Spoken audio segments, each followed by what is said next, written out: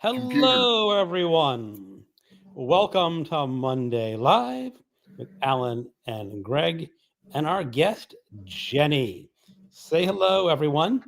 Hi. Jenny has a Everyone. guest of herself. Yeah, It's Boomer's here. Boomer. I always like it when animals show up to the live show. So that's a. Oh, Jenny, I think you look better.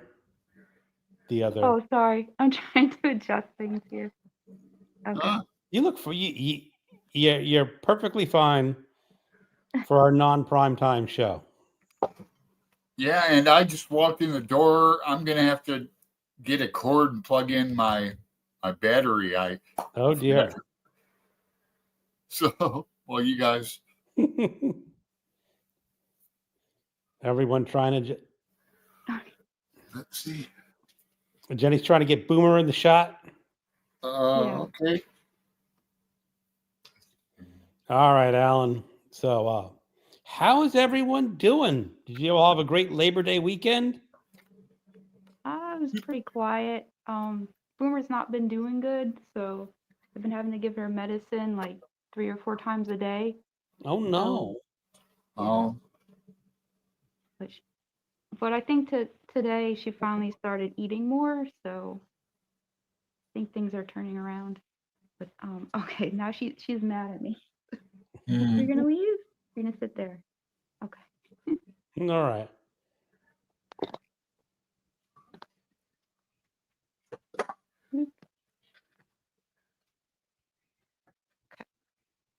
But yeah, I think she's starting to get better now. What was wrong with her, if I can ask? Oh, so she's got like a whole bunch of things going on. So she's got bad kidneys, but it's only like early stage kidney disease. So she's kind of stable with that. But she's also got stomatitis, which is like her teeth are slowly like disappearing, and it's a very painful process of the teeth like what do they call it? They like kind of like evaporate in her mouth. Oh oh, no. Yeah, it's like this weird disease. No matter how much you clean them or she does dental cleanings, like it won't really have an effect. She's basically gonna eventually have no teeth. Um, Oh, but Boomer.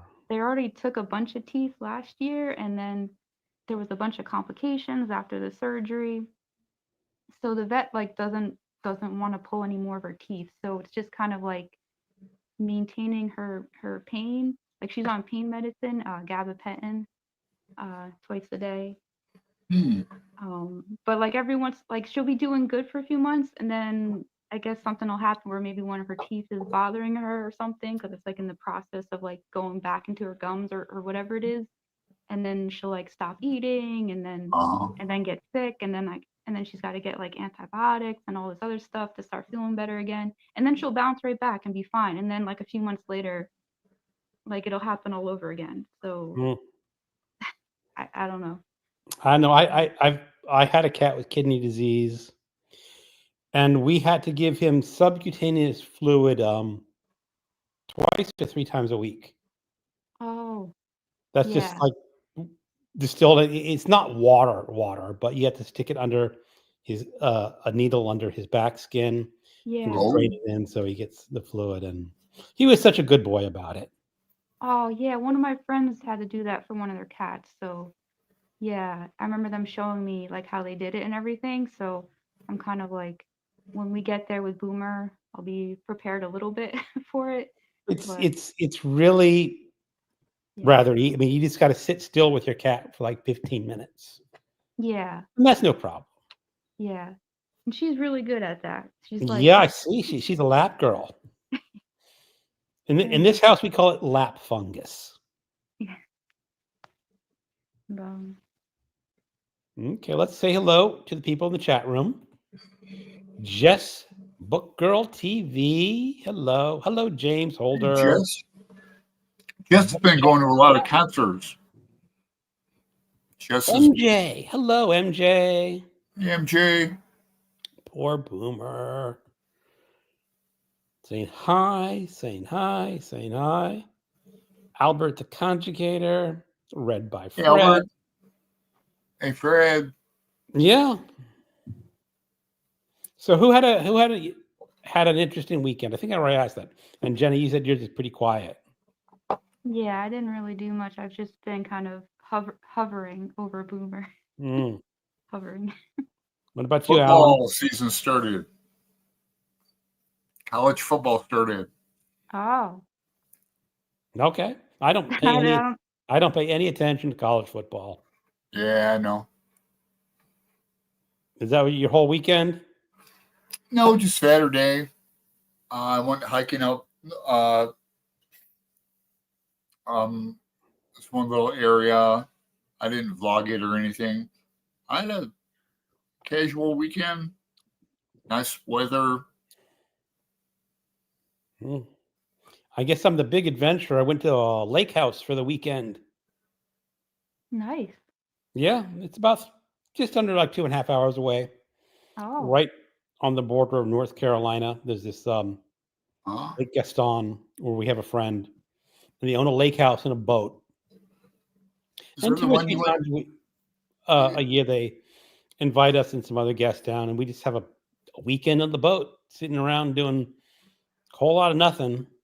Now, me being an introvert, it's kind of hard because when you have a house full of 8 people and 3 bedrooms, it's full. Yeah, Everywhere now you you went up there before, right? And Oh, yeah, now this was with even more people. even more people. So Last time there were 6 people. This time there were 8. 8. There was 10 at one point when they invited some people over just for dinner. They have some dogs in that. They had a dog and a cat there. Mm-hmm. So there was no opportunity to like sit and read and be by yourself? No. Oh, jeez. I had to excuse myself for a while and just go to my bedroom and say I'm taking a nap because it's just like I just had to be some quiet time by Yeah. myself. But it's good. It's nice to have friends who have a lake house and who have a boat. Yeah. Yeah, Very. was it pretty? Was it, Oh, it's a very beautiful lake. yeah. It's a man-made lake. Hmm. They do it for power generating. There's a dam on each side Oh, cool. of the lake, and the lake's like 30 miles long. And we've gotten to see the dam on one side because they live like 5 miles away from that part. So they take the boat up there at least once. And they've never taken the boat the whole way down to the end of the lake, as far as I know. But that's a long boat ride. Yeah, big lake. Wow, cool. Yeah, it is kind of Did cool. you get in the water? I did get into the water. Kind of Excellent. cold, but Yeah. kind of fun too. Yeah, I would have. Hello, Bad. Hey, Jess. We got Belinda. Belinda from Faulkner and August group. Hey, Yeah. Belinda. Has she been to our live show before? I don't think so. I can't remember. Maybe.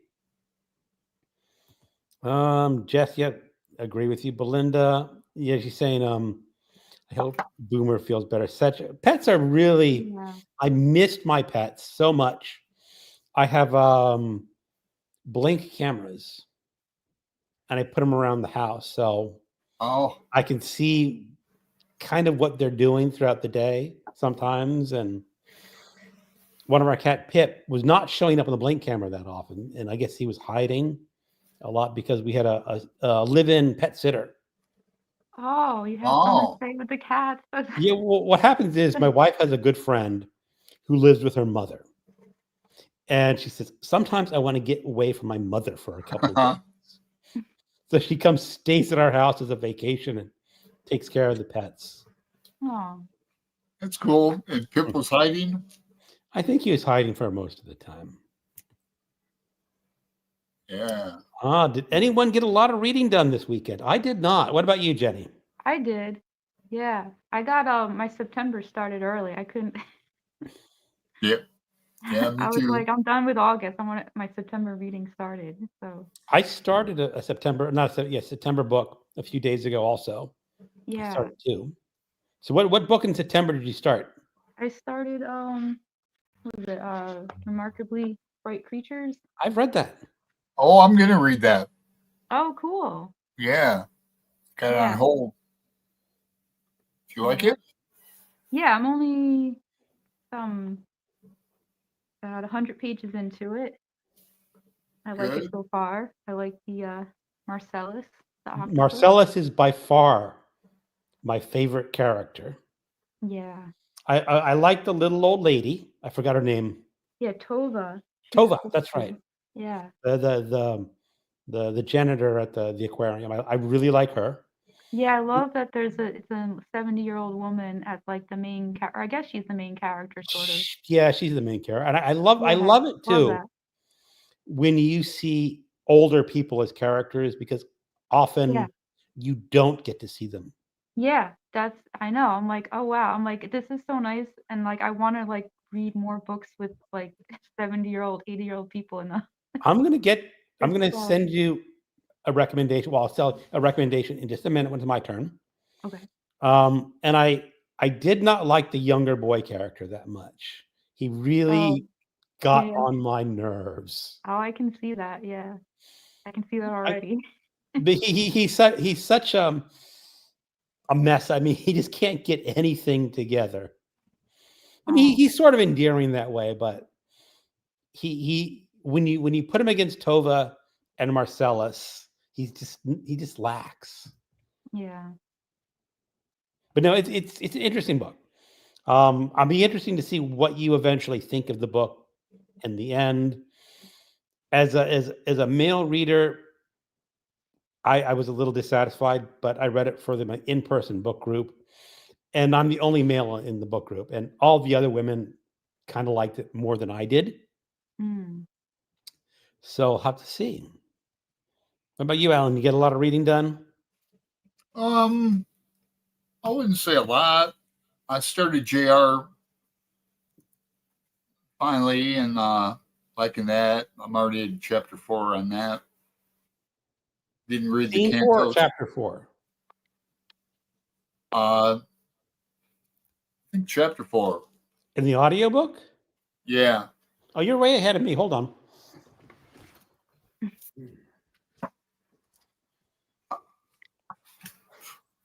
I listen to it when I go like outside,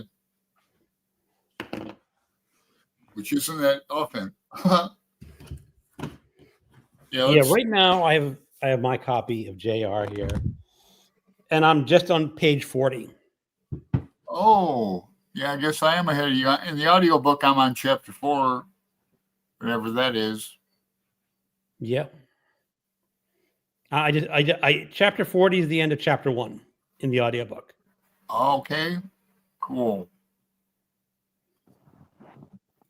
Because I go back and then read the text along with it sometimes, and find I don't have to. You know, I know what's going on. Of course, it's interesting on the reread to see how JR is going to get himself involved in it, in his business. He's already collecting those. I remember those things on the back of, like, if you could sketch this. I don't know if Jenny does. You might be an artist and send 25 cents in, and that Oh, he's getting into that, and his friend, they're trading stuff. I don't, or is it penny stocks or what? Do you know, Greg? I don't remember that much. I'll get there. Oh, okay, yeah, it's in the beginning, Yeah. but book I'm excited to read though is I've got it on audio and the book. It's Vincent and Theo, the Van Gogh brothers. Now, last September I read Dear Theo, or no, I read the letters of Vincent, and then I have like this Van Gogh book too. He did a lot of sketching in that early on. It's really funny how his painting style came about. But my favorite Van Gogh painting is All Night Cafe, this like bar room scene. Okay. yeah. Yeah, you guys know it probably. Oh yeah. Is that in Washington? Do you know? I don't think we have Van Gogh In Washington? in Washington State. I don't remember any Van Gogh. No, at Washington D.C. in the gallery. I don't think we have Van Gogh. Oh, Can't remember. they had some Van Goghs in Toledo. I think they have some here in Portland. Or Mm. maybe it was traveling. I can't remember. I haven't been to the museum in 2 years. So Jenny, I know you're reading Remarkably Bright Creek for October.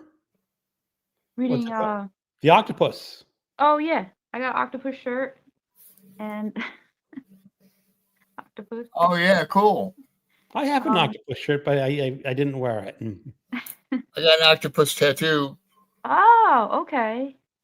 Alan, you get like 5,000 points for that. Yeah, I like octopus too. This is a cover up. Oh, what was the question? I was just asking about. I can't remember. Is it October? Yeah, it's October, which makes it October. seem like it's going to be in October, but it's in September, September. which is confusing. Which is all James' fault, I think. Well, I mean, it's interesting. I've actually read a lot of octopus books. I've read Really? Remarkably Bright Creatures. Yeah. I've read 2 nonfiction, Soul the Octopus, Mm. and what's the other nonfiction big one? I know Pat, Book Chat with Pat has it on her potential list. Oh, I've read it, and it's just on the tip of my tongue, and I can't read it. I can't remember it. But it'll come back. 500 Leagues Under the Sea? No, I've also read Children of Ruin by Adrian Tchaikovsky, which is about a science fiction novel. Oh yeah, I saw that you did both of them, Children of Time, Children of Ruin. Yep. And so I'm going to do a Children of Memory this month, and that should contain the octopus aliens, if I'm not mistaken. So I'm sort of participating on the side. Okay. So those nonfiction books, Greg, on octopus, was about like how smart they were and figure out puzzles and. They are really smart. Yeah. I forget which one of the 2 books, nonfiction, but the author was speculating the octopuses are so smart, but their lifespan is so short. An octopus is going to live maybe 7 or 8 years, as the Pacific octopus is like one of the longer breeds. But he speculated that the octopus had a lifespan in the 40s or to 60 years. They would be sentient creatures, just as smart as us. Whoa. Wow. And he says they're really that smart, but they can't get, because it takes a lot of years to get all this stuff into your noodle. Yeah. Right. So there's a guy on YouTube. I don't know how I found his channel, and I probably can't find it now, but he had pet octopi. And he'd hide their food in like tubes, and they'd have to find it. And it was really cool to watch. Giant tank or something? Yeah, and he'd bring it out of the tank. They'd grab onto his finger, go, he wants to play. Okay, come on. You know. Yep. There is a good video you should look up. It's by the guy who planted sprinkle bombs for porch pirates. Have you ever seen his videos? Oh no, I've heard about him. He used to be he used to really be a rocket scientist, like NASA or something. And he created like packages and stuck them out on porches for people to steal. But when they steal it, it explodes into sprinkles and fart spray. And it has like video cameras on it. Yeah, I've never had a package stolen. Neither have I, but luckily. But what he did was he heard about how smart an octopus is. And before I started that, he also did squirrel mazes in his backyard where he put obstacles for squirrels to get food because they really like walnuts. So he had this whole big jar of walnuts on a post that they couldn't climb. But if they went through this squirrel maze, they could open and eat the walnuts. Oh, cool. So he did that for squirrels like for 2 years. And squirrels are amazingly smart for rodents. And they always figured out his maze. But he created a maze for an octopus. because the local pet stores sold octopuses as pets. Oh, Is And he that was going, you know, legal? he says they're really smart. They're probably not supposed to be pets. But he bought one and he created a maze. And most of these octopuses are caught live in the Pacific Ocean. His idea was if this octopus could figure out how to do this maze, he's going to take it back to the Pacific Ocean and release it back into the wild. wow. Nice. And I just thought of Marcellus wanting to go back into the wild. And Yeah. there's two things you should try to look up. Constance is here. Hello, Constance. You got sense. I loved Marcellus, says Pat, book chat with Pat. Has anyone read The House Guest by Lucy Foley? It's so far very good. I'm halfway through it. I have not even heard of that book. No? No. Fred says, wow, Greg, a 30-mile lake is huge. Could you see the other side from your vantage point? No, Fred, it's not 30 miles in width. It's 30 miles long. So it's I could see the other side of the lake from where the house was. Well, I could, but there's an island in between, but it's not that wide, but it's very long.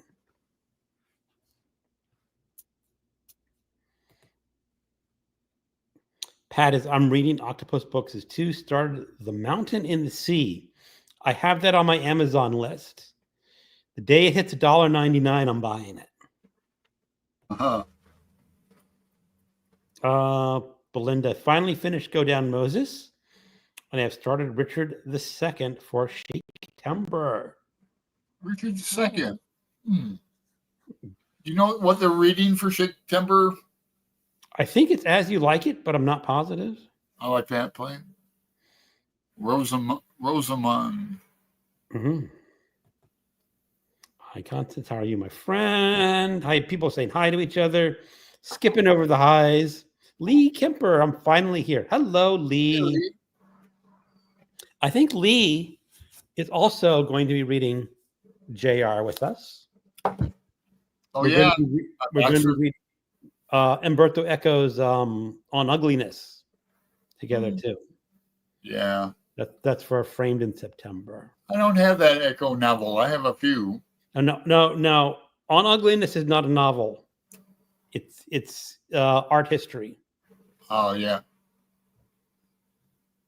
So here's a question for you, Jenny. My friend. Jenny, are you a self-taught artist or did you take classes? Who is your favorite artist? Oh, there we go. There's some.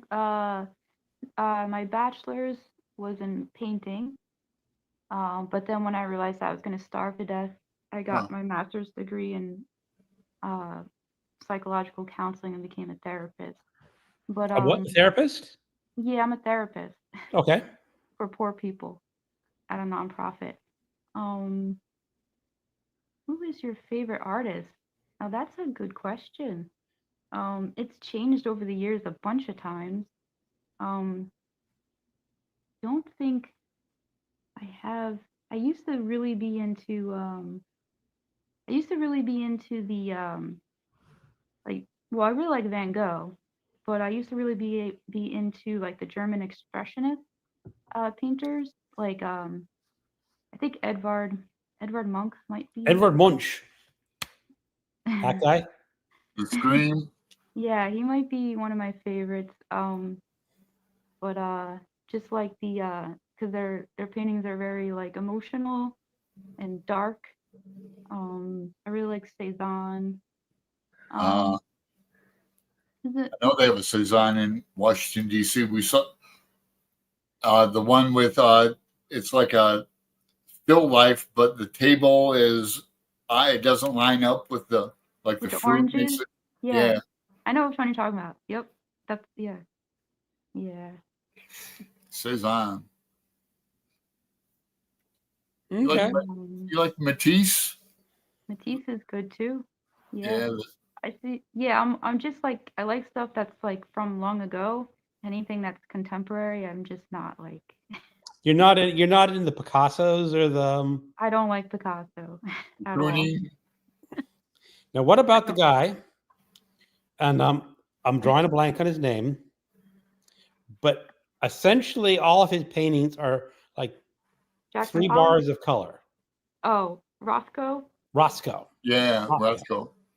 Yeah, I mean, I like abstract stuff sometimes, but I don't know. Yeah, I like a whole variety of stuff, but mostly I like stuff that's very painterly and kind of expressionistic. I think that's more I my like vibe. an old guy like his El Greco. Ooh, yeah, El Greco is very cool. Yeah, he Um, does a lot of like Christ paintings, but I like his style on that, and I liked him as a kid. I won like a art contest when I was in first grade and got lessons at the art museum. So we got like tours and that, and then I always loved art after that. But yeah, they have an El Greco at the Toledo Art Museum. I have yeah. to admit that I like Salvador Dali. Oh yeah, Yeah, I used to really, really like him when I was like a surrealism. teenager, and then I kind of like, I don't know, I kind of like, eh. Now, His do you But know his portrait of Abraham Lincoln? um, I don't. vaguely, mm, It's an amazing painting. I saw it. They had a Salvador Dali in not Miami, Tampa. Yeah, that's a main museum, isn't it, down there? It's the main Dali museum, Yeah. and the docent was really clever in how she did it. She pulls you up to close to a wall, and you start looking at this big painting, and what you see is an old naked woman looking out onto a seascape.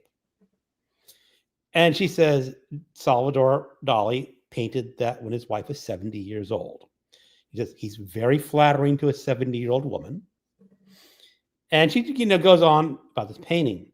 And she said, everyone, pull out your cell phone and look at the painting through your photograph app. And you look at it through your photograph app, and it's a portrait of Lincoln. mm, And then she says, back up. And you back up, and the picture of the naked woman looking over the sea turns into Abraham Lincoln. yeah, It's just like, I'll have to look that up. it's amazing how the human eye works, and it yeah, will see certain things in certain ways. Yeah. But when you looked at it through the app, you see Lincoln, Right. or if you see it from a distance, you see Lincoln, which is why they had this portrait in a corner that's an L-shaped corner. So you come in one corner and you're really close. So when you're really close, you see the naked woman, and then you can see the Lincoln portrait. It's really amazing. yeah, And I love his surreal pictures of like elephants with thin legs and yeah, clocks melting. yeah. There's a Yeah, lot. I like the crucifixion too. That one with the 4 squares. Right. And yeah, I have that poster on my wall. That's actually a very philosophical painting. It's his. I'm going to forget the terms, but if you draw a cross on a piece of paper in 1, 2, 3, 4, 5, 6 squares, it looks like a cross. But then you cut it out on the sides and you fold it up, it becomes a box. Ah. All right. And so Salvador Dali painted this one where Christ is hung on 6 boxes in the shape of a cross. And then he says, imagine folding those boxes up into the 4th dimension. Like the real cross, you would have another box. Oh, And that's the 4th dimension. I'll remember that. And he called it something. And I remember the book was called Hyperspace. He's a Japanese author, Kiko or something like that. And I've been trying to find that book again, but it's out of print. And I want to find it because the direction that you fold it up, he actually named it. And I can't. Wow. I've been looking for that name. It's just We're Very learning a lot of impressive. stuff. What? We're learning a lot of things on Monday Yeah. Live tonight. Yeah, yeah. Other Minds by Peter Godfrey Smith is the other octopus book that I read.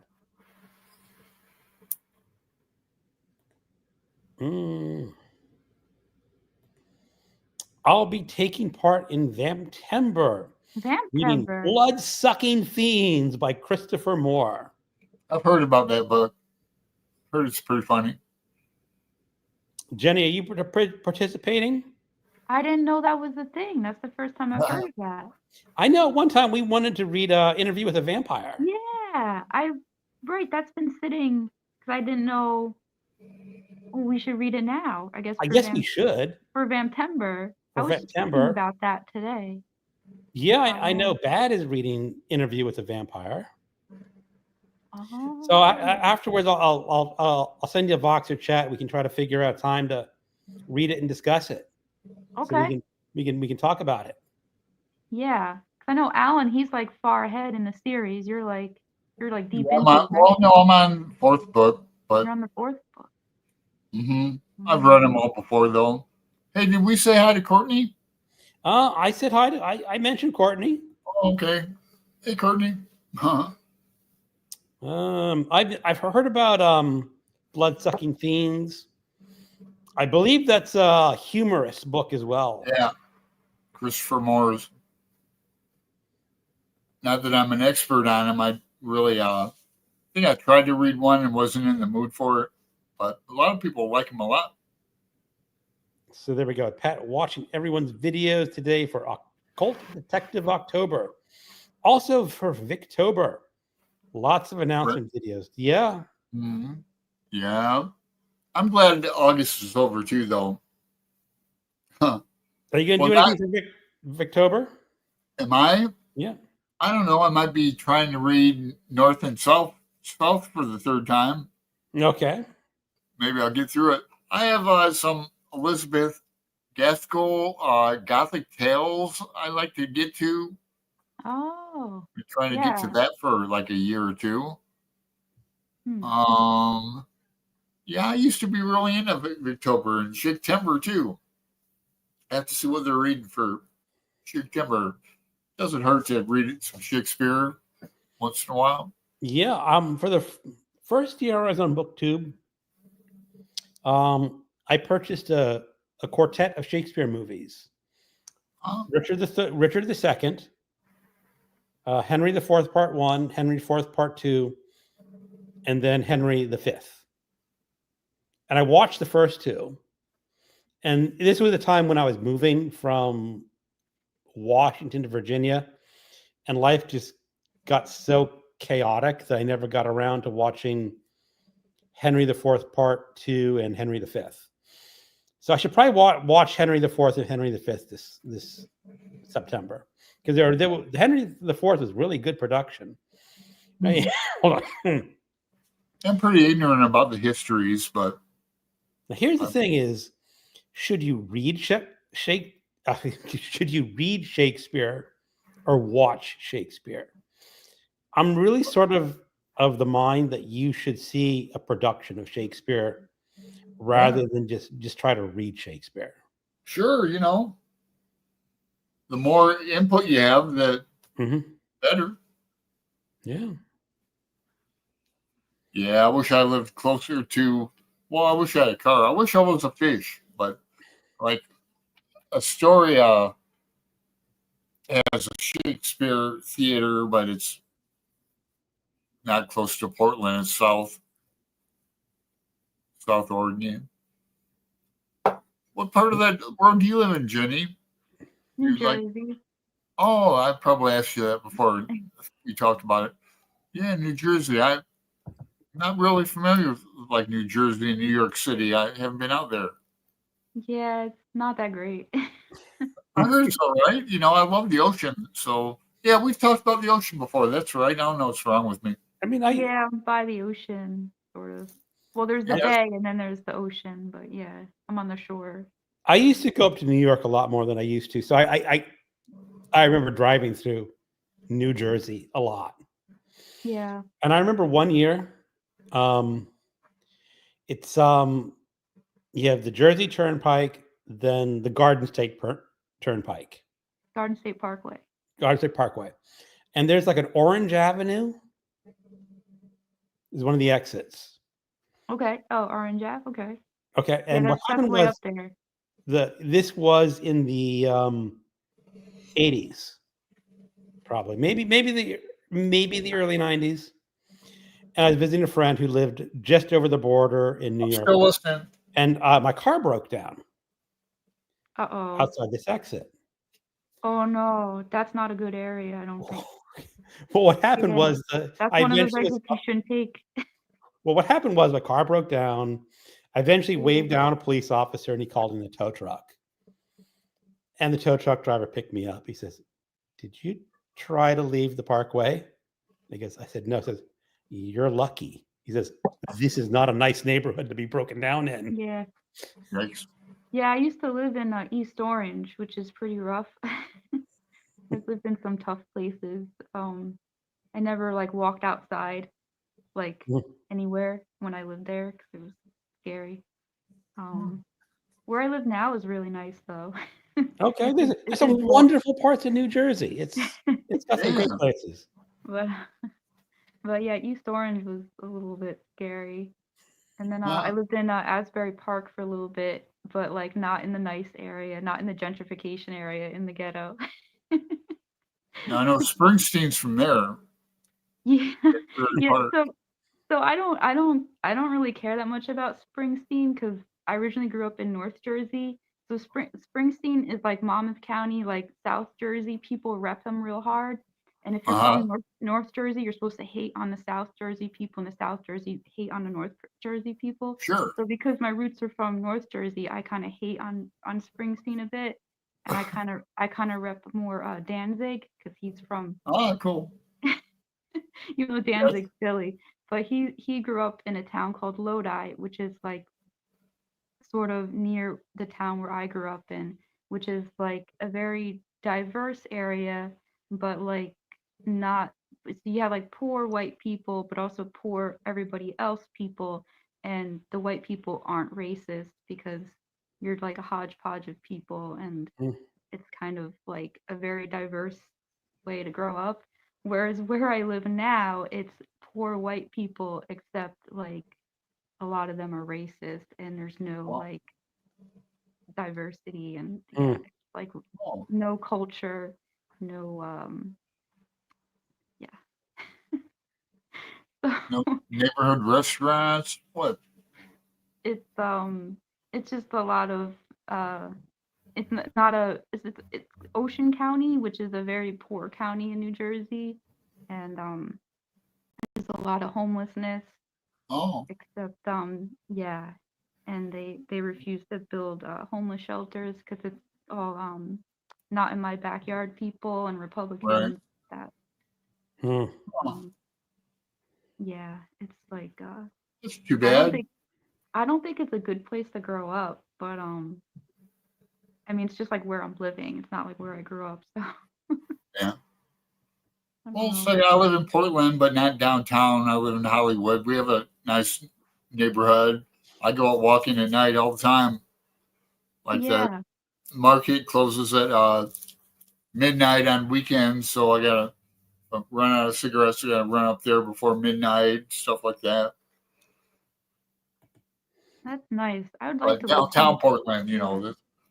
and even downtown Portland, I mean, it's been years, but I used to walk around there at night. Yeah. Live down there, and you see some stuff. But Now, Jenny, you said you were a therapist. Can't you take that skill and go to a different area completely Um if well, you wanted yeah, to? I mean I could go and be like a private therapist and just talk to but and then I'd make a lot of money, but I don't want to do that. Do you I like like that talking to the connection? poor people. Actually helping people who might be having serious issues. Well, yeah, I mean I'm actually like making a difference. Like yeah, you would be like talking to me because I'm like low income and that, and I have a therapist. I have a psychiatrist too. For her meds. I'm crazy and have the paperwork to prove it.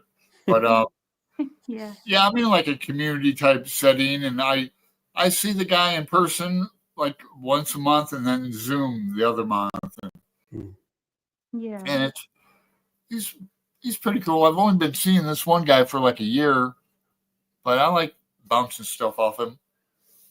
Like, Good. Well, I think that's great, Jenny, that you're actually helping people that need help. I mean, Yeah. not to say like there aren't people in my neighborhood that don't have issues, but Yeah, we not are. to say that well-off people don't have problems, because No, they we do, do. but It's different. it's we're not quite upper middle class, but we're definitely middle class, retirees, and our finances are pretty well set. We're not super struggling. And what issues? I mean, I'm sure we can have issues, but I'm sure the people who are struggling, when you're struggling, every minor thing is so much more difficult to deal with. Yeah. mm-hmm. Being a poor person is like trying to get like a master's degree. I swear. Like the type of paperwork and somersaults they have to go through just to get like food stamps is just insane. Because I'm like I'm I'm with an agency that's contracted by the Board of Social Services to do assessments on people who are like in various stages of homelessness, either currently homeless or were homeless or about to be homeless. And it's it's very intense, like the level of just bullshit, the whole system of you can get food stamps, you can't get food stamps, you can get this, but you can't get that. You have to do 5 other steps before you can get these things. And if this isn't filled out in this correct way, it's all like the whole system of trying to help people is completely screwed up. It is. I mean, Um, like and theoretically, we're the richest country in the world. yeah, no, we treat the poor like other garbage. And what I don't like I don't like being a person in the system that's like contributing to the hell. So I want to feel like I'm someone in the system that's trying to help people with this hellish system get through it better and get the things they need. But like sometimes the job is kind of like ugh, I don't want to do this because it's because there's only so much you can change, and there's a lot about the system that you can't change, and it's very frustrating. And yeah, it's like people's basic needs. Like how are you supposed to talk to somebody about like you got to get this paperwork filled out, but they're like haven't eaten food in like 3 days. So like I don't, It's I don't know. it's a it's a shame. That's all I'm going to say. And oh, here's Bad saying we all did great with occult detective videos. Pat saying, hold on. How You Like It is definitely one of the choices for Shake-Tember. Oh, And Melinda's doing As You Like It for the Bardroom. Okay. Jenny, what author got you into reading? I'm into reading. I don't know. I was always reading, even when I was really, really small. I mean, I remember reading. Do you guys remember those books that were like, it was like, it was like a letter or like a color, like art, like O is for orange or something, and it was like a shape and like a little character. That might have been after my time. It was like the yeah. 80s. I You know, remember yeah, you highlights guys, of Curious I George. graduated from high school in the 80s, so. yeah. There was like the Berenstain Bears. No, this is No, Bernstein Bears, I remember, okay. were Highlights. hugely popular when I was working at Crown Books when I was in my 20s. We had a whole section in the children's section just for Bernstein Bears. Yeah, I remember that. Curious George. Curious George, yeah. But I remember reading, um, what did I read? I read some stuff that was like C.S. Lewis, uh, Chronicles of Narnia. I think that got me into reading. But then I remember reading like Shakespeare when I was like 12, like just because I was bored. And Mm-hmm. I had read all the books in the house, and that was the only one that I didn't read yet. So I just started reading all the plays, and I didn't understand half of it, but I just like I read them all. Well, that's kind of cool. Yeah. That I might read the book Agatha Christie, and Then There Were None. Does that count for occult? No, that does not. There's no occult in. I don't think there's any occult happening or supernatural happenings in Agatha Christie. Someone can correct me on that. I have not read many Agatha Christie's. I like the occult detective in Anne Rice and the Vampires, David Talbot of the Talamasca. He's an occult detective. So Lee's asking me, did my Aristotle mysteries count for the occult? I don't know, Lister. I know you're reading them, and Lee's going to send me her Aristotle mysteries when she's done. But are any of the issues that he investigates occult or supernatural? If they are, you can probably count them for Occult Detective October. Now, I want to talk about some of the books that I've been reading. Hold on. All right. I'm sort of cheating here. I'm pulling out the first volume of A Dance to the Music of Time. This is actually 3 books in this volume. It's sold as a quartet of books for each of the seasons: spring, summer, fall, and winter. I don't know if that's the exact order, but these are a series of British novels originally written in the 50s, and he wrote them through the 70s. And they're sort of called the English version of In Search of Lost Time. Oh. He's a lot more easier to understand and read than Proust. Proust just goes on and on and on and on. Yeah. And Powell, he can tell a scene and tell what characters are doing, and he doesn't take that long to get through it. Now the problem is there's not a whole lot of plot in this book. It's all characters. I imagine that it's very autobiographical. Or lightly autobiographical, or about people that he knew. Now, one of the big things in the first book is they're still in private school, and if you know English, private school, it's called public school in England, and public school is private school for wealthy people. That's It's like director and producer. And it's you go away and you live on the school campus.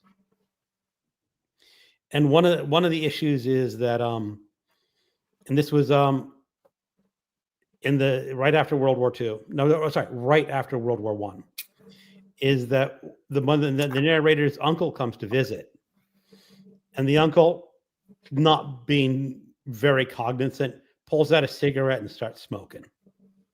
You know, it's that time everyone smoked. And the boy said, "You're not allowed to smoke in this room." You know, his uncle's, "Oh, okay, I'll stop smoking," and stubs out his cigarette and throws it into their fireplace. But then the head man of the room smells cigarette smoke, because "You boys have been smoking." He goes, "Oh no, it was my uncle." And says, "Well, you're going to have to get your uncle to write a letter saying it was me smoking." Gosh. And this is one of those kind of guys that kind of rambles around the country and doesn't have a fixed address. And then it goes on for a number of pages of him trying to contact his uncle, and eventually showing his headmaster, "Here's the letter I sent. It says return to sender, no forwarding address." And the guy says, "Okay, I guess I'll have to accept it." But he says the headmaster, he's not called headmaster. What are they called in the boys' school? But he doesn't really believe him. And he says, but it's that kind of story. And like, who am I going to marry? Who's this person going to marry? Very upper class. You have an upper class Britishman who paints some paintings that are good enough to hang in a home gallery, but not really good enough to sell at an art gallery, and talking about his career as an artist being unsatisfied. So it's those kind of stories. And I've read the first 2. No, actually, I listened to the audiobook but I'm holding this book up because it's easier for everyone to look at instead of So it's hearing me more talk. What? enjoyable than Proust? Yeah, actually, he's more enjoyable than Proust. Yeah. Because Proust just takes too much time Yeah. to get through what he's trying to say, Yeah. and why he is not a fast-paced author because Yeah. it has no plot. It is very understandable, and in the first two books, you meet the main character when he's in this public school as a boy, and he's just starting with his career by the end of book 2, which is about about 400 pages, something like that. So it's pretty good. Oh, good. Now, earlier you talked about stories with older people as Yeah. main characters. And earlier in the year for my in-person book club, I read The Thursday Murder Club. It's a series of British novels, and it's set in a retirement home in Oh, I England. think I've heard of that. Yeah. I've heard of that. And basically they're actually very wealthy retirees, and they have this club where they try to solve cold cases that the police never solved. And they're just doing this for fun. They've never actually solved a case.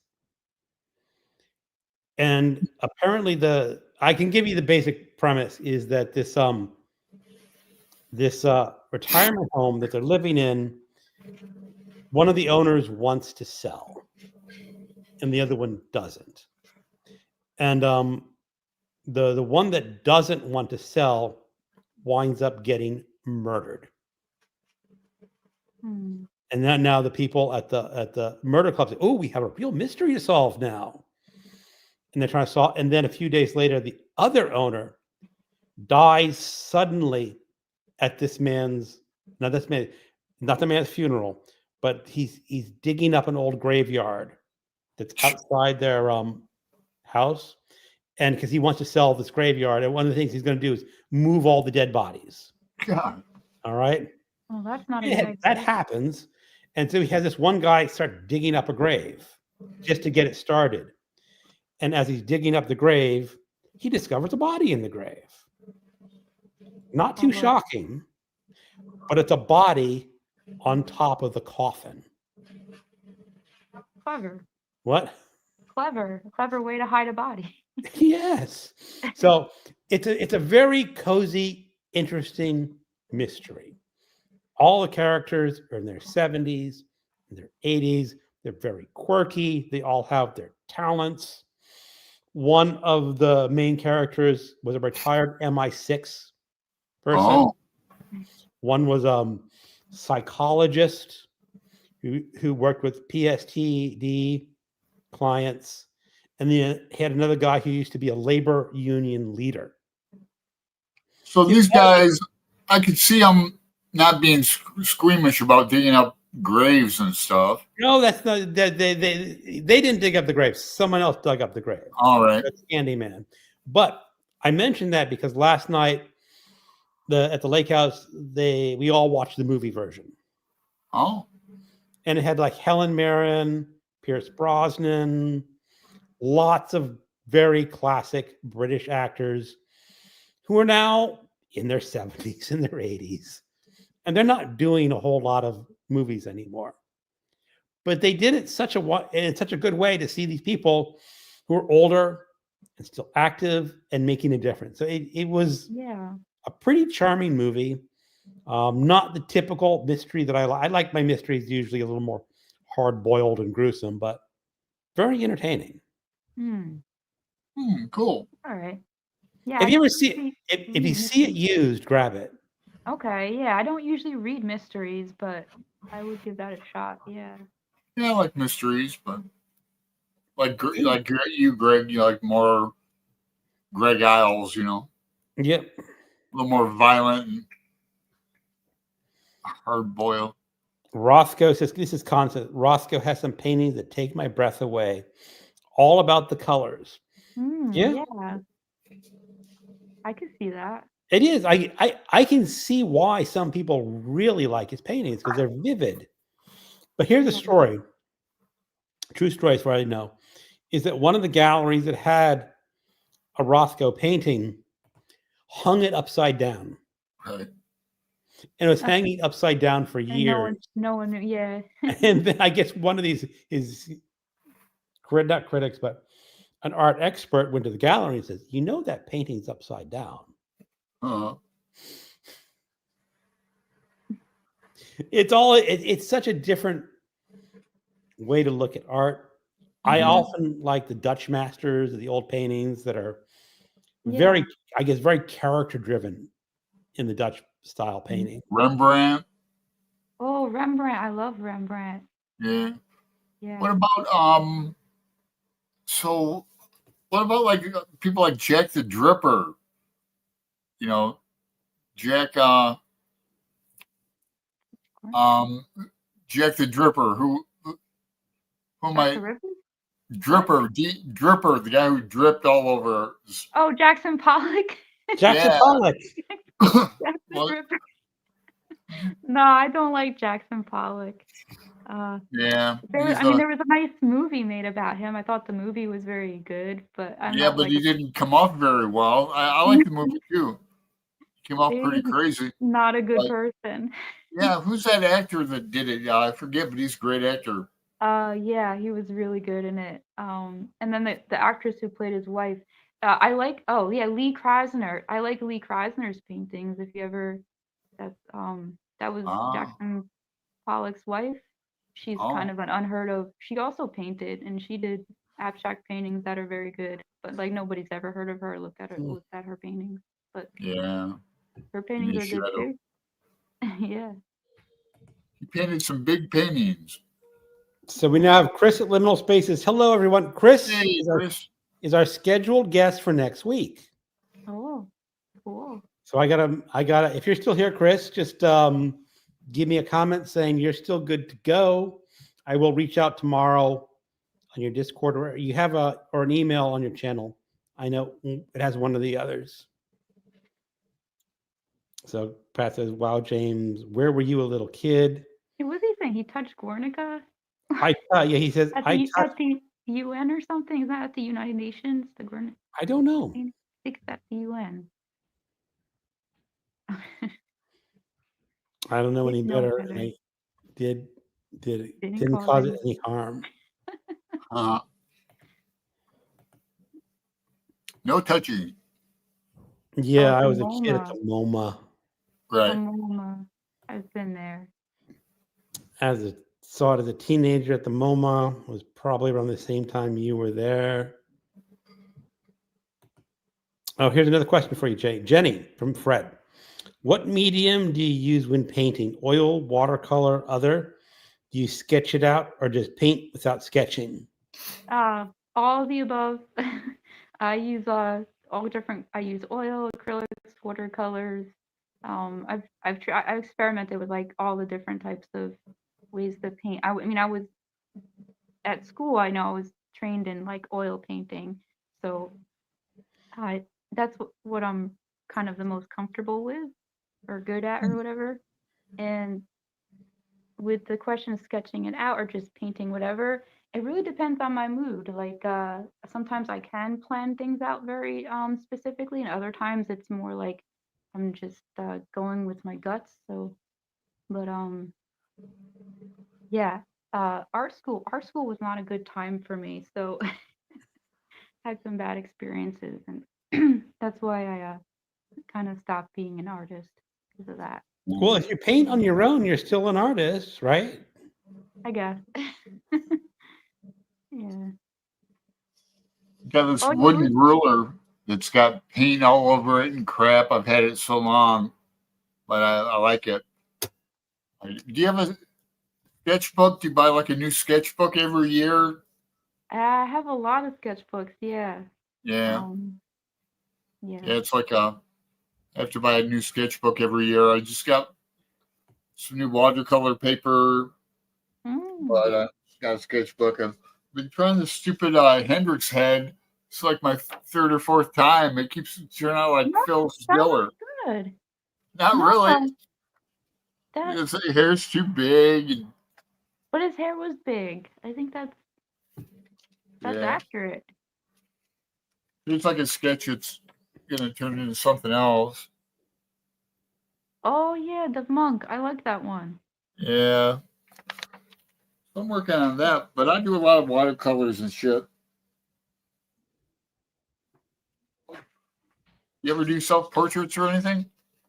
Um, I used to when I was in art school because they forced me to do them, Oh yeah. but not anymore. I don't like that. I like drawing other people. Um, Yeah. Yeah. Me that's what too. that's what I used to do. I used to draw musicians. This is a drawing of a musician or I think this is pastel. Oh yeah, pastels. I got some Yeah. pastels in my area. I And don't then use them very often. That's cool. this is another one. This is from the same. This was a basement show. I did these drawings all in a basement show. This was Yeah. many years ago. But and then this was also one of the acts. Yeah. And Cool. I did it all like while I was sitting there on the floor of the basement, just drawing them. I don't look at photographs or anything. I just draw from Hmm. life. So Wow, that's cool. I draw from photos. I don't do like what they call it, plein air. yeah, no, I'm plein air. I'm right from life. Um, Yeah. but it's weird. Like I don't remember the names of any of these musicians because it was so long ago. Um, Oh, and it was yeah. like I'm surprised you didn't like sell them I right there. I should have wrote it down on the back of the paper or something. But like like when because I was like 25 or something when I did that. When you're young, you think like everything is just gonna stay in your brain forever. Uh-huh. So I a lot of times I didn't write down like what what month or year it was or like what act was playing. I Oh, didn't write any of that down. And now oh. I'm 42. I can't remember who these guys were, but I I do always write remember. down like the date and Yeah, year. I know. It's like so like as you age, like things just disappear. But like when you're young in your 20s, you think that everything's just like, oh, you'll remember that like I'm No, forever. surprised you you still don't have remember it. Wait till you're 60 and try to remember. Oh yeah, the 40s. I remembered everything in my 40s, and now I'm going like, I was 40. Yeah. I Yeah, can't I remember know. what I was doing when I was 40. Having too much fun, me. Yeah. So I've done this one like 3 or 4 times on different like Ooh, sizes of paper and that. It's a train nice. going over like an overpass. I like But that. yeah, I'd like to get this frame. This is one of my favorite ones. I did this one in 2022, so pretty old. But Mm. I used to do a lot of like drawings, real big ones. Like that's just a corner of one. Yeah, I like landscape stuff like that. That's nice. Um, But just like line drawing with a yeah. rural area perspective. I don't know. I like so I got a regular sketchbook for drawing, and then I just got a watercolor one.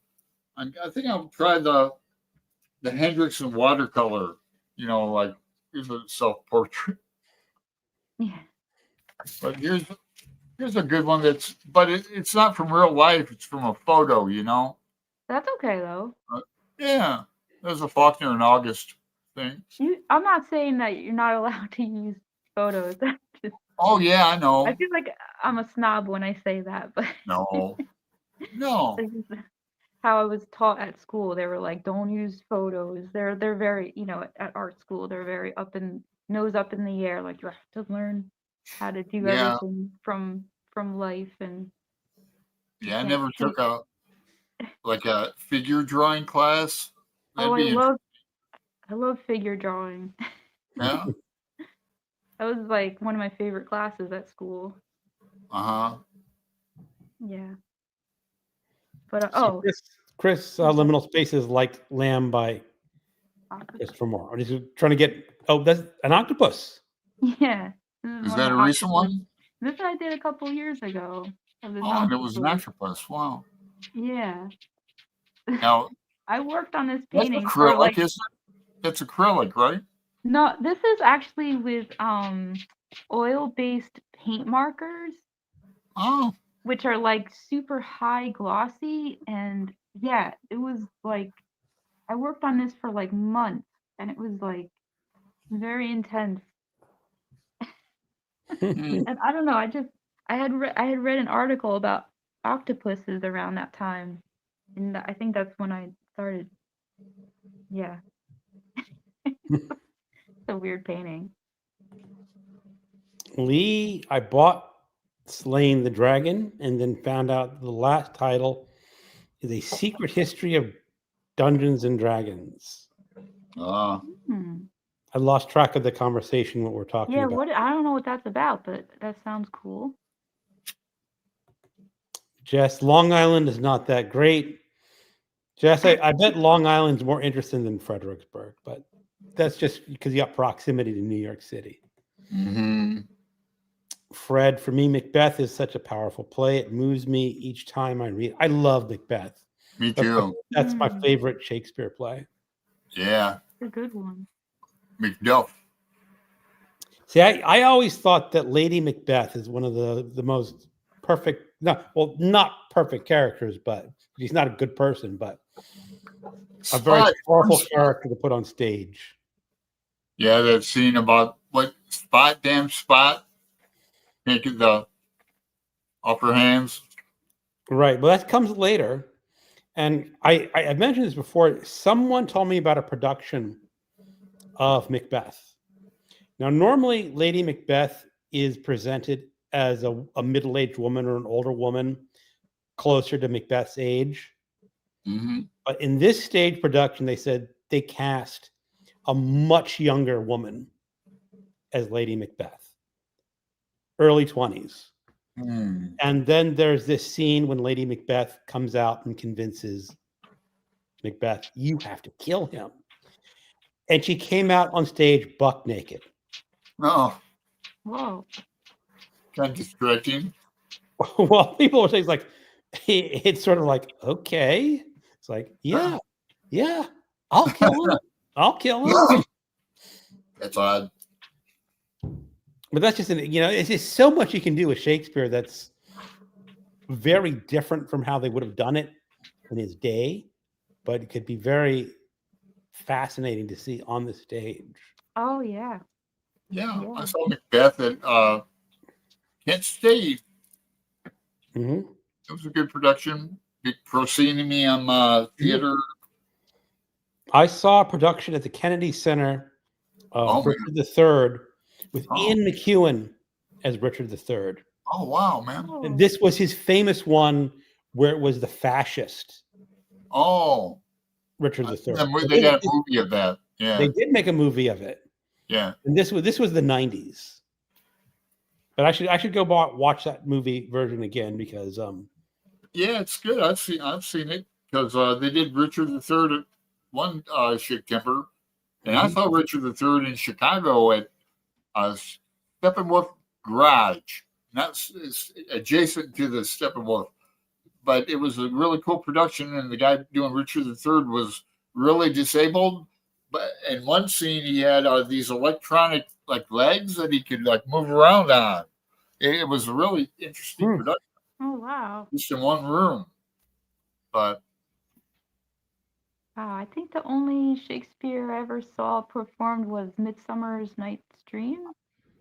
Okay. I think that was the only one I nice, ever saw on a stage. that's a good one. It is. I mean, that's yeah. That But was it's been James said, I'd like to see Bruce do a shirtless library tour like Dan. yes. I was telling James like one of my favorite booktubers is Danzig because there's a video on BookTube of Danzig in like the 80s or something with his shirt off, and he's like, "Welcome to my book collection," and he's like flexing his muscles, and then he's like, "This is a book about werewolves, the all true." He's like, I don't Glenn know. doesn't know who Danzig is. I bet "He's what?" he's a heavy metal guy from.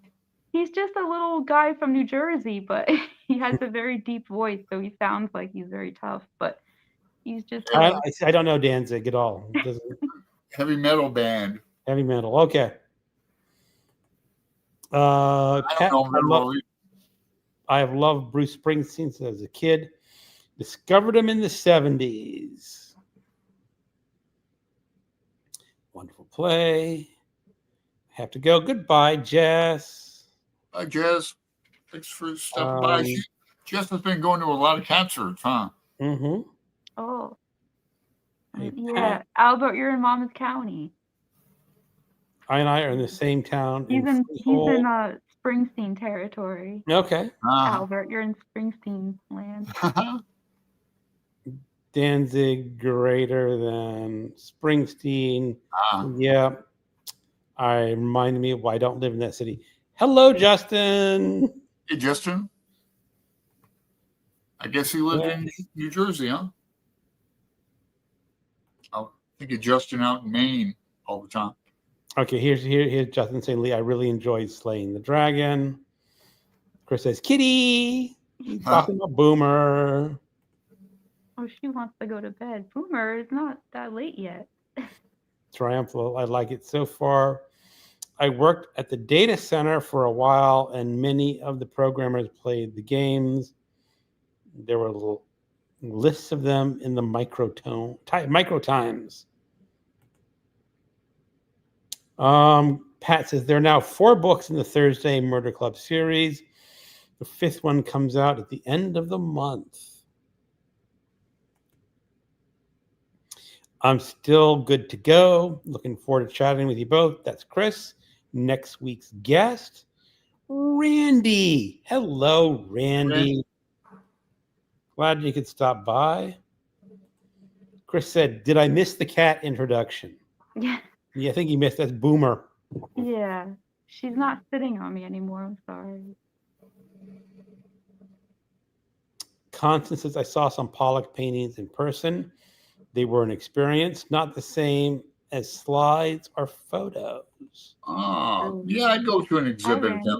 I would go if he were down here. Yeah, I saw a documentary on him, and there was a movie about him too that was pretty popular a few years ago. Jack the Dripper. So Jenny, Pat says your octopus paintings are wonderful. Thank you. Yeah, that was a very nice painting of an octopus, I have to admit. Hannah just popping in to send you greetings and love. Sorry I can't stay. Well, Hannah, we'll catch you another week. Thanks, Hannah. Chris says the octopus painting is amazing. Thank you. Hannah sending you love. People saying hi. Chris, I got to play Banquo in Macbeth. It was fun. Wow. The Ghost of Banquo. Yeah. That was so much fun.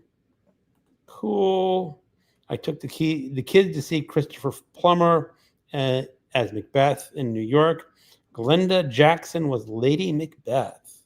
Wow, that'd be a great one. Glenda Jackson, she's intense. The Polanski Till film, I think. Macbeth is my favorite Shakespeare. Saw a few excerpts of Denzel Washington film, The Witch. Yeah, that's a good movie. Okay. The Coen Brothers. Oh, I saw that one. Yeah. Yeah, that was good. I really liked that. Yeah, I really liked that. That's an interesting casting for, I guess, Denzel Washington played Macbeth. Yeah. Okay, that's an interesting casting. I remember there was one in Washington. I did not see it.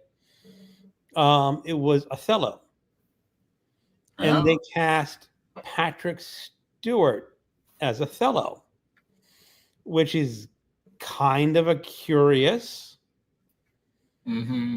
casting. But what they did is, because Patrick Stewart is a white British man. He's not a Moor. But all the other members were African Americans. So they just flipped the race. Yeah. In the play. Yeah. Interesting. I like Iago. Iago, the villain. Hmm. Yeah, Boomer is super cute. Ed Harris as Harris. Pollock. Okay. Yes. Well, we're Oh caught yeah, up Ed Harris, right? with Oh. our Thank you, comments. Chris. Cool.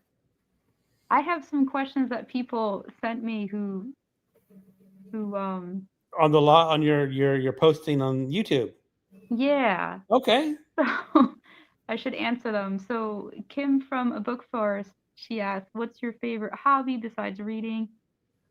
And I guess that would be like painting or writing poetry. And then, "What's your favorite non-domestic animal?" Winky face. But if it wasn't octopuses, I was thinking elephants are pretty cool. Okay. Yeah. Yeah. Okay, and then Bren from Bren Booth Jones. What's it like in your part of the US? Not necessarily at all from the perspective of understandably negative political stuff, but more like climate, local quirks, interesting factoids about where you live and grew up. Do you like it? Okay, so I guess I explained a little bit about the Danzig Yeah, Springsteen thing, New but Jersey. but It's kind of funny. We covered those two. But do you like it there? I mean, I don't yeah, I don't really like where I live. Are there decent bookshops? No. There's like nothing where I live. It's very, very boring. Is it fast paced or slow? I mean, New Jersey's technically fast paced, but I guess where I am it's kind of slow. I'm kind of near the Pine Barrens and I don't know, there's Oh. Okay. yeah. um And the climate. He's asking about the climate. It's either too hot or too cold, and it's never. It's not. Yeah, the climate's not good. And then Philip Hall from A Poet Reads to Write. Now his question is really intense, and I don't even know if I want to answer it. But Well, don't. You don't have to. he says, "Congratulations, Jenny. Hope the interview goes well. Um, what are your thoughts on the confessional ethic and booktube? What is the What? balance between privacy and the public persona? We're always told that it's important that we share openly on difficult subjects and raise awareness by bringing um, um, for bringing stuff out in the open. So, what are your thoughts on this? Do you have some guidelines for the rest of us? And Philip, I have been thinking about your question for the past few days, ever since you wrote that to me, and I really so safety, I think, is kind of what you're like dancing around with your question. And I don't want to say to anybody what they should or should not do on booktube or YouTube or whatever, but the the huge issue that freaks me out is safety because you say stuff on here, you're recorded, you're recording yourself or and you're putting it out there, and there's always a safety concern, especially in these times. And if you are politically one way and you say stuff that's too much this way or anti-Trump or whatever, there's always this concern of like what's going to happen in the future. And then you know um, and that's basically how I'm going to answer that question, is that safety is a concern. And like, yeah, I do like to put myself and very sensitive stuff in my art, in the paintings, in the poetry, in my writing. But there I have a very real fears of people putting lawsuits against me at some point in my life because of things that I have put in my art and poetry. And I so there's don't. a very unfun answer to that question. I And don't so, think you'd get a lawsuit, but I'm very careful about what I say. It's like I can say I live in Fredericksburg, Virginia, because it's a big enough city that yeah. it'd be almost impossible just to track me down from where I say I live. Now, I have given some other information. If you were a real twisted sicko, you could probably track me down from it. But then again, if you're that twisted and sick, there's other ways to do it. Yeah. I mean, They wouldn't get through the gates though, Greg. What? They wouldn't get through the gates. Alan, an idiot can get through the gates in my community. Yeah, I guess you go around them, but But yeah, you are very right about safety. Like I don't, generally speaking, reveal my last name to the YouTube. When I do unboxing videos from people, I always take off the shipping label. And now, Alan, I know one time I sent you something, and you just did not take off the label. And yeah, and I held it up. That was an envelope, and you kind of freaked out. Well, yeah, because I mean, I do sometimes talk about political issues.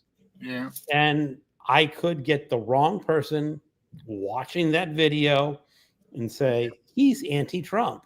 He's anti-American. Oh, there's his home address. Let's go pay him a visit. Yeah. Well, my home address is in my about section because I like to get things in the mail. She's back. People send me stuff. Yay, boomer. I always send them back stuff. Yeah. Mm-hmm. But I mean, not to get all serious again, my concern is more about like real people that I know, me saying something about them. Oh. Or have known, because so, it's in the poems and the art and referencing. Oh, what you're saying is like. Yeah, and they could file a lawsuit against me for defamation, which is the thing that people do nowadays to shut women up for speaking about certain things. Now, the only thing I would think is because you mentioned you're a therapist. Let's say you had a client say, I did X and Y, and you wrote a poem about it. Then then that's breaking actual confidentiality. Yeah, but I don't write about them. Okay. Yeah, I think you're probably fine then. He goes like, I would never. The therapist has to report if somebody's gonna like abuse elderly or children or animals, or if they're going to hurt themselves or others. Now, really? I mean, I thought there were two cases. No, hold on. This may be limited just to priests, like confessional, that if someone confesses to wanting to murder the president of the United States, you have to report it. Oh. Or reporting abusing children. Yeah, I know that's for priests. I don't know if that counts for therapists or. Yeah. As a therapist, you're a designated reporter. So if someone says, "I'm going to go home and kill my wife," you have to call the wife, tell her that her husband's planning to kill her. You also have to call the police and tell them, "Okay, this guy in this town is planning to kill this person. He said these words to me," and then, and then you have to try to get the police to get him and get him screened at the hospital. But what you're thinking of, if a guy tells me I murdered someone last year, but I'm not planning to murder anybody else ever again, I don't have to tell anybody about that previous, because it already happened. It's in the past. So past murders don't count. It's only if he says, yeah, I killed somebody last year, but I'm also planning to kill another person like next week. Then I'm like, okay, I'm calling the police. And yeah, I'm feeling really guilty about these murders. I need somebody to tell you. So people can tell me all about the murders that they did in the past. And I wouldn't be cool with that. I'd have to pass on that. I wouldn't be cool with that. Yeah, but it's like technically it's not a threat because it already happened. It's only if you're saying something in the future, like if you're planning to kill people in the future. That's weird. I mean, I'm just creating a hypothetical here. I'm not saying it ever happened to you. But let's just say someone came up to you and go, "Oh yeah, I murdered my next door neighbor because X, Y, or Z, but I'm not going to do it again." But then 2 months later, that man comes up in a neighborhood with another person murdered. Then you would say, "Oh, wait a second, I know connection." That would be very, very scary. It would be, wouldn't it? It would be. It's a good book right there. I mean, yeah, there's a lot of like, it's always interesting though, like on TV shows and stuff when they mess with that whole thing with therapists and like them not being able to like tell cops about like somebody. They don't make it like realistic. They always have the therapist like immediately call the police, and it's like, yeah, and it's like, no, the therapist wouldn't actually do that. They wouldn't be allowed to call anybody. They always have like all the therapists are breaking confidentiality like left and right on Uh, TV shows. You actually can't do that. I mean, you can talk to your supervisor about it. Well, it's nowhere near what you have, but when I was a computer programmer, I worked for Medicare insurance, and they have PHI, which is private health information. That hold on, I'm not allowed to reveal what I learn in the course of my job. Now, one of the things, very simple, is that like I was doing a report for a nurse in our company who is getting information of inpatients, and that means this patient is spending the night in the hospital, and she needs a report saying why this patient is spending the night in the hospital. And let's just say I recognize the name on a report. oh, I said, supervisor, what I'm supposed to do? He says, don't tell anyone. And now it didn't happen to me, but let's just say I was still working there in the company, and I saw that one of my neighbors was on the inpatient list. And then we're having our potluck lunch today and going, oh, Joe, what's happened to Joe? I would be sitting there knowing what happened to Joe, but I couldn't even tell them, oh, I know what happened to him. I can't tell you. Yeah. I just had to say, don't. Yeah. Yeah. It's yeah, But you because talk- like you also like have to pretend like you don't know people. Like so like clients that I've seen in the office, if I happen to run into them in real life in public, I have to pretend like I don't know like who they are. But what if Especially they if other approached you and said, Well, yeah, if they approach me and they're like, "Oh, hey, Jenny, remember you were, you counseled me and you talked to me like, you know, whatever a month ago," and they break the confidentiality, like they say, "I know you because you're that counselor that I spoke to," then I can acknowledge them and say, "Oh, yes, hi, yes, I remember speaking to you," because they publicly said. Mhm. But if they don't and they just are just like looking at me, I just have to pretend like I look away and pretend I don't. And of course, they'll be like, "Why were you acting weird? Like, why were you not acknowledging my existence?" Because I'm like, and you can say, I'm not supposed to. I can't acknowledge who you are till you say where you know me from. Yeah, that's interesting. Well, Yeah. it's important because you will know private information about individuals. Just Yeah. like in my work, I mean, normally as a computer programmer, I don't see a lot of this. I mean, it's more important for like doctors and nurses who get to see this information a lot more than I do. But even just as a computer programmer, I could recognize people. I remember one day I had a list of pharmacy patients importing to a database, and there was a problem with the import. So I just looked at the file and see some names and see what field was not. And there was a person's name. He actually was an employee Oh, of the we're like company. famous? And I worked with them a lot. And I said, I'm just not going to look at his record. I'm just going to go look at other records because I don't want to know what pharmacological drugs he was prescribed. Right. But that's minor. I mean, someplace there is someone who like me, who would have learned something really major about someone they know. And you have to keep it quiet. Yeah. Yeah.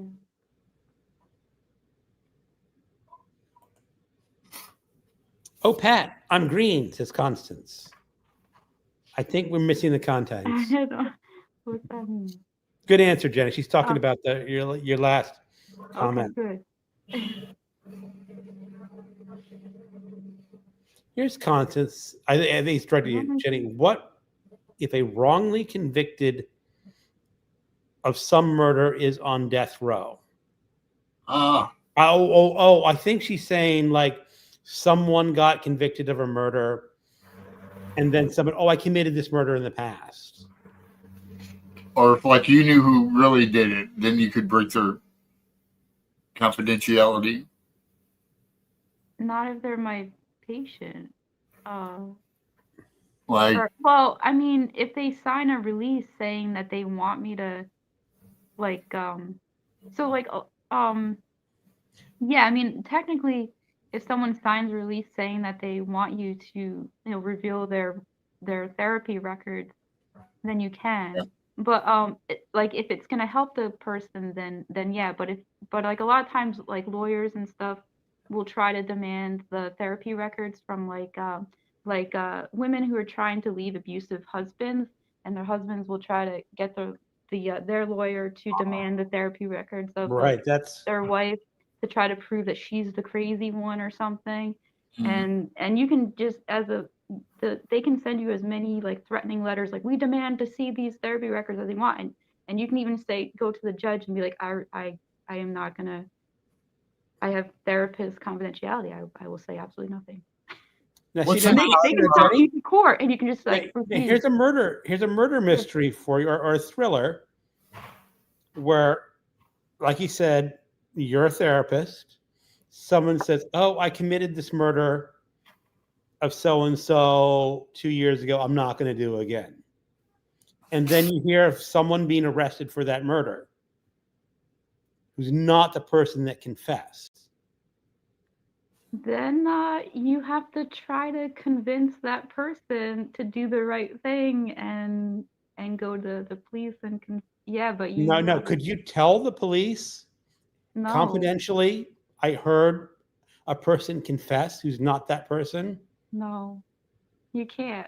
No matter how much you want to, yeah, you can't.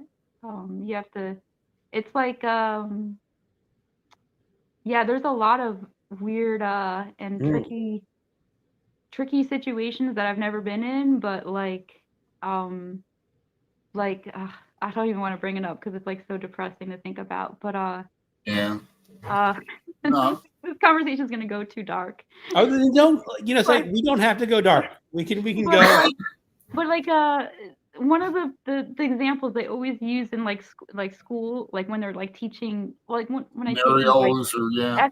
ethics scenarios and stuff, is like if someone has like an STD and they tell their therapist they have it, and they're going around sleeping with all these people and not using condoms, like is that technically, like, are those people's lives in danger by that? Like, should you like tell them? But then Yeah. it's like, well, but technically, like, AIDS is not a deadly disease anymore. It's not considered deadly.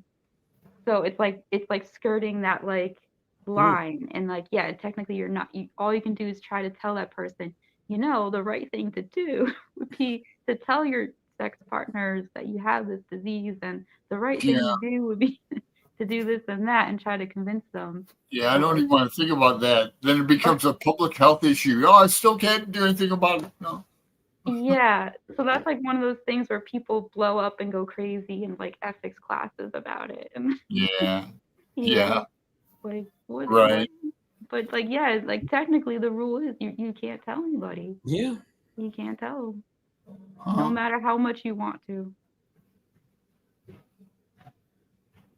So what other events are we participating in this year? I know that I'm doing Framed in September.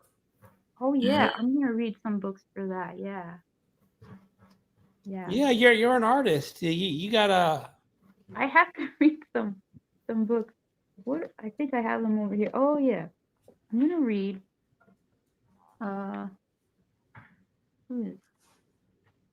Oh, there's a kitty. Which one is that? This is Bella. Oh, Bella. Oh, She's my pretty. smartest cat. Oh, she's pretty. Look at those ears. Yeah. Oh my gosh. She looks You like went a down. Maine Coon or something. We don't know. We adopted her from the shelter, and when Yeah. you adopt a cat from the shelter, they say every cat you adopt is a mixed breed. Yeah. And the reason they do that is So they can't complain that you sold me a Maine Coon. She's a mix. Oh, Because some people get very particular about the breeds of cats that they want. But Yeah. Bella is so smart. Hmm. In the house that we live in, we don't have doorknobs. We have the latches that move up and down. Oh wow. So what she's found out is that huh. if she reaches up to the latch with her paws, she can just put her paws on top of it. And if she jumps and hits with the paw, that could release the Oh latch. wow. That's smart.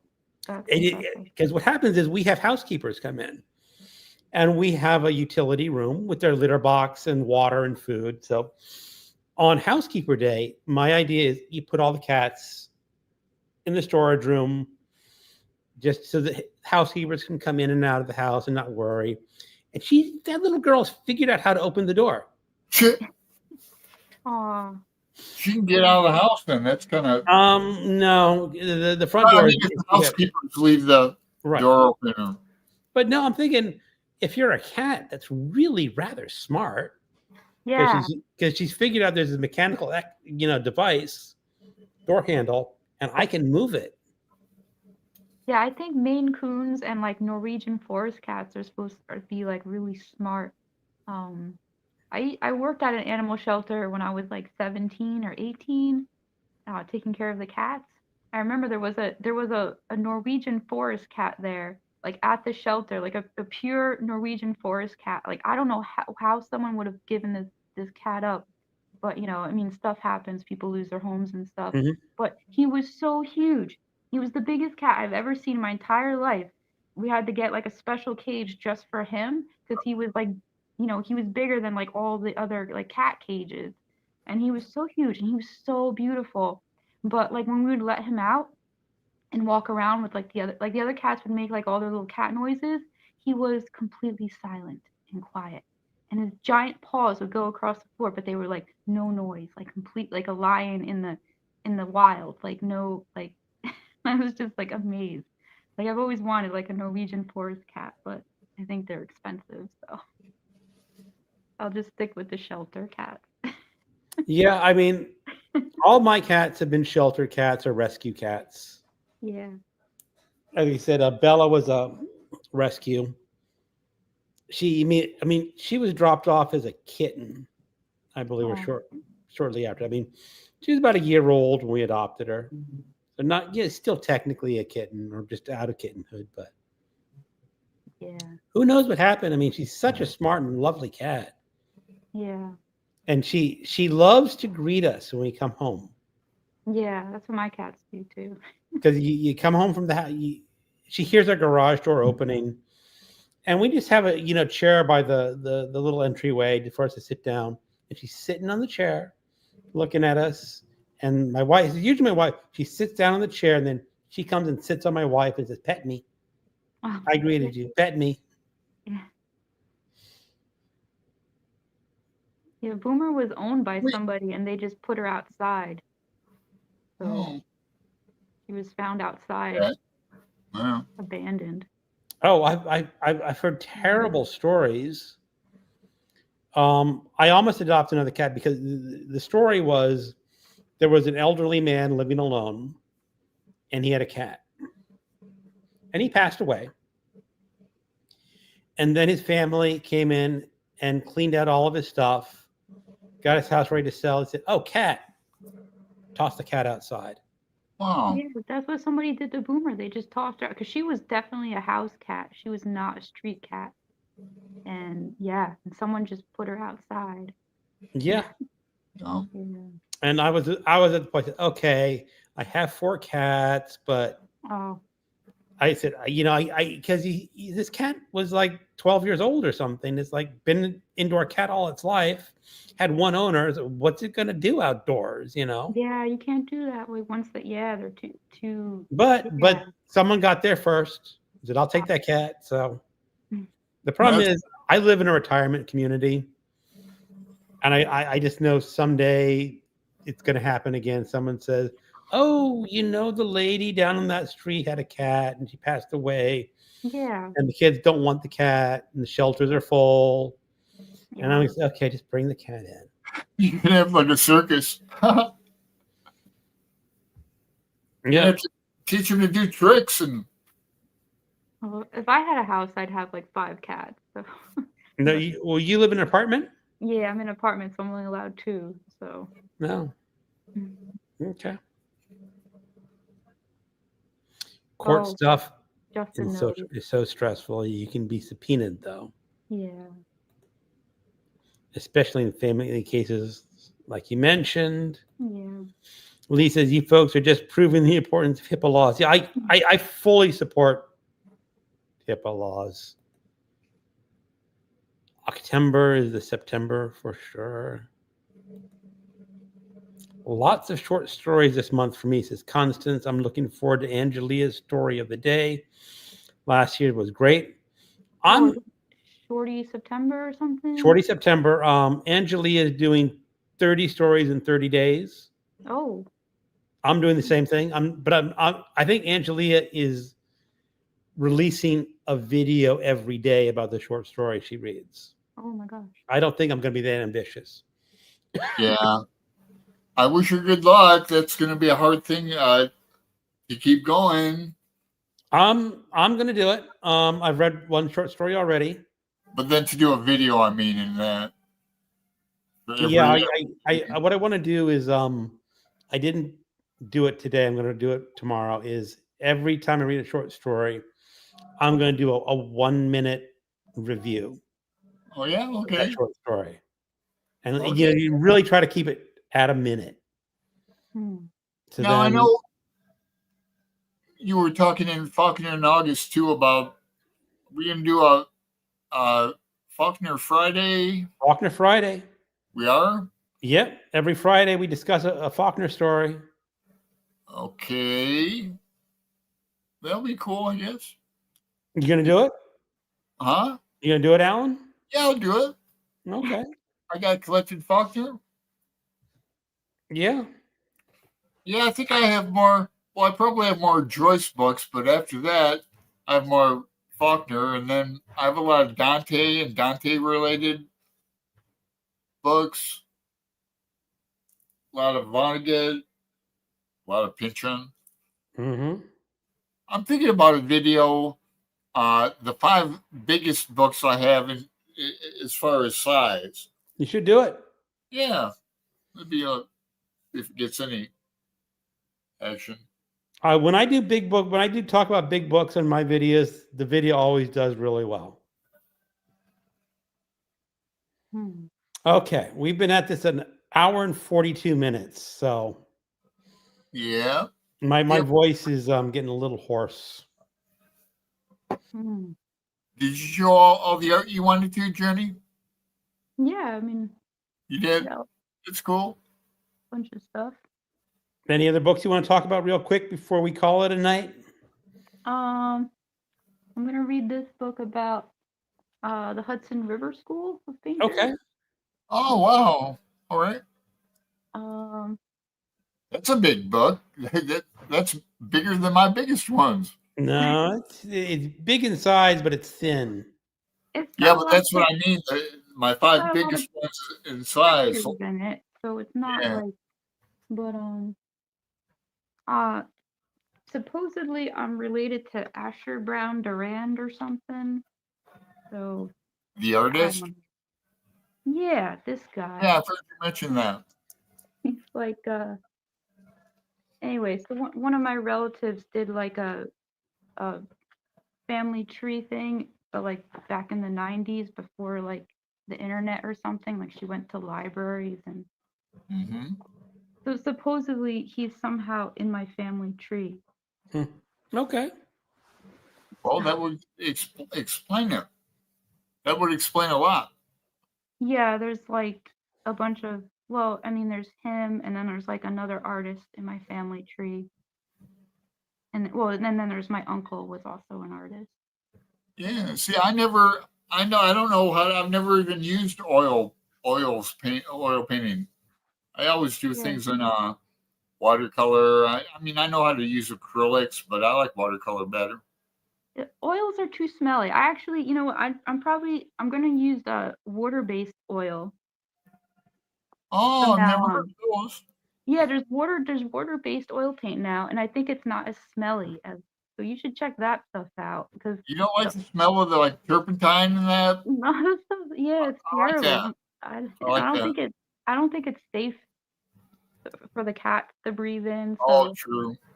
So I I'm took gonna. an acrylic course once. I really enjoyed it. What about those people who like pour acrylics? Do those pours? Those are I, really cool. yeah. I think. You don't like them? I mean, it's You just know like what I'm talking pouring. about? They're Yeah, on I know you. pouring, but they're just like pouring paint. Yeah. Yeah, but I mean, they turn out like looking like a lizard or something. And Yeah. I I'll mean, send you one. I'll find a good one and send it to you. okay. You got to have a lot of space though to do those pours. You know, Yeah, I don't have a lot of space, so. I got an art studio downstairs. I don't even use it very often. Hmm. I got my own space I use. But anyway, yeah, it was great having you, It was Jen. great, Jenny. Thanks for coming Yeah. on, Thank talking you. about your art and showing us Boomer and talking about the books. Yeah. And everyone in the chat room, thank you for showing up again Yeah, for our appreciate it. pub night. I appreciate it. And next week is Chris at Liminal Spaces. Yeah. Yay. So good night, everyone. Bye. Bye.